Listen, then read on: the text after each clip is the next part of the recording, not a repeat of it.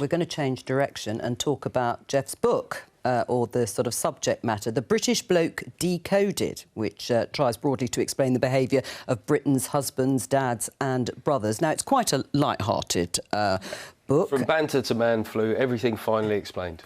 There you go. All right, good promotion.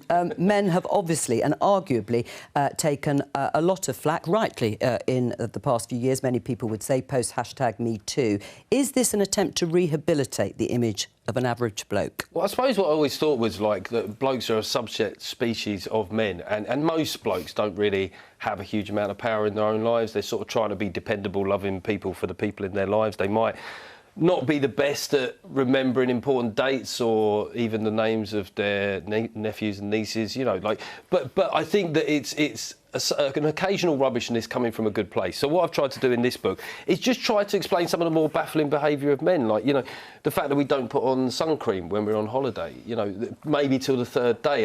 It's easy to say, well, it's just bravado. And then I sort of thought about it more deeply and I thought, well, actually, we don't put on lotions more generally. So the moment we're on a beach and you have to navigate that bit of your lower back... It's because you're not used to doing it. We're not match fit, Joe. That's the thing. And you think that might be the first time we've touched that bit of our back that year. So I was trying to take a lot of these areas where men's behaviour is confusing and say, is there something deeper? And I think that they're light-hearted subjects like that, but there's also, you know, like loneliness and what happens to male friendships as we age. Well, and when it comes to the serious points, we might come back to the application of sun cream later on, but in the Times, this headline, Rishi Sunak urged to appoint Minister for Men, suggested by a Conservative MP. New role would champion issues such as reducing male suicide. Would that be something you'd be in favour of? Well, what's interesting about that is the hostility it sometimes faces whenever it comes up. I saw a programme where there was like a feminist academic and a Lib Dem MP, and they were so hostile to this idea. And I thought, if you flipped those things, i.e. that it's the biggest cause of death for men under 50 is suicide, men are less likely to go to the doctors, you know, men are less likely to maintain friendships. If that was for women, we'd often look at, well, why is society making that happen? Whereas with men, the argument is often, why are they doing that to themselves? So I'm not, like, totally wedded to the idea, but the hostility towards the idea, I find it instructive. Ava? I think that it feeds into the culture war a little bit, this Minister for Men argument. Like, in my mind, I think there should be a Minister for Mental Health, which should be all-encompassing. I mean, you've got something like 7 million children waiting for prescriptions for mental health at the moment. It's a crisis that's endemic throughout the country, not specific to men.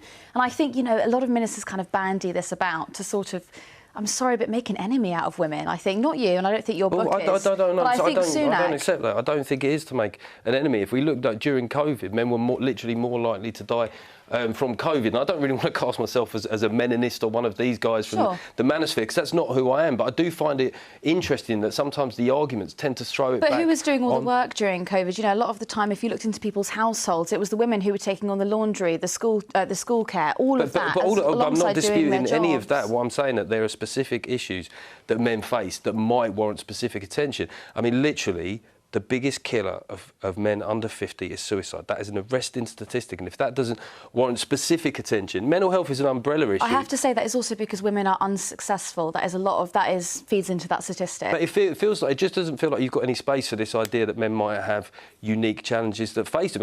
And the problem is, even as I'm saying this, in my mind, it's like I've got out the violin, and I don't want to be. Read the book. I don't want to be this guy, because that's part of the problem. Is because you're encouraged on one level is men need to talk about their problems more, and then the moment you do it, you're like, all right, but not quite so often and not quite so loud. So like you say, the book is more light-hearted than that, but it certainly, you know, goes around these issues. Francis?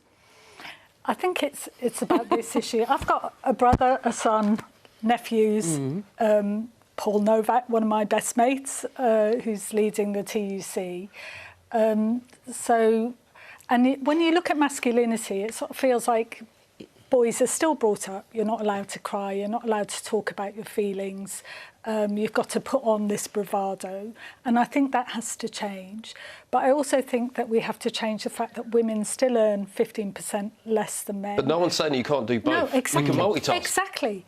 Can you multitask? Well, not me personally, obviously. But I'm saying that. But I don't think that those are reasons to not address these problems. No, I agree. Francis. But most women experience sexual harassment.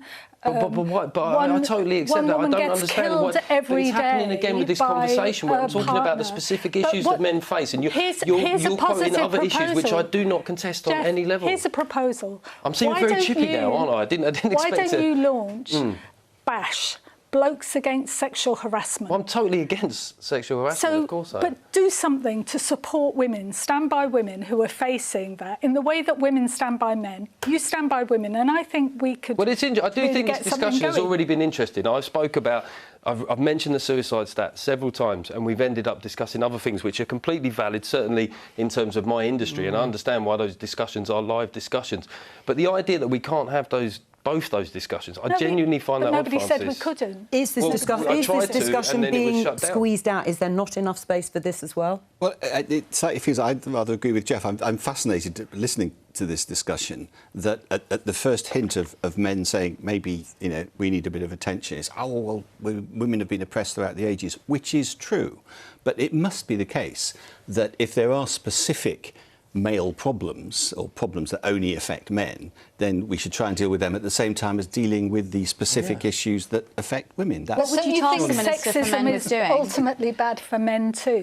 Sexual harassment is ultimately bad for men too, and decent men need to stand up and say so. And I think we could have better lives together. The problems in my industry. I'm happy to stand and say, you know, that in comedy there are specific problems in and around this area. Because there is a power imbalance. But that's what, and I've had that discussion on my podcast and elsewhere. I'm happy to say that as many times as people want me to say it. But just in this small section of the show, I thought we were going to just mention about some of the specific problems that men face. Men were more likely to die from COVID. If that had been flipped, we would have looked at why is this? This is a tragedy. We'd have looked at all the underlying reasons. But it just wasn't really a discussion. And I'm just interested in why it wasn't a discussion. Well, that'll be for the next show. Yes, the book is more light-hearted than this discussion. I'll just make that point.